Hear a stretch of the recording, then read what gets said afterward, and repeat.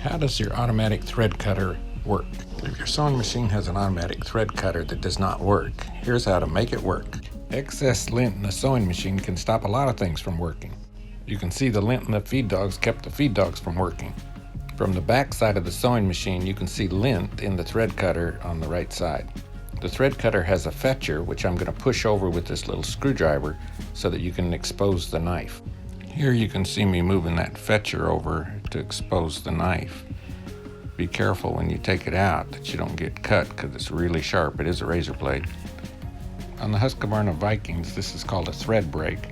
On some other manufacturers, they call it a pile, but it's like a hook on Velcro, and it holds the thread while the knife pulls it across the cutter. This is what the thread break should look like after you've cleaned it.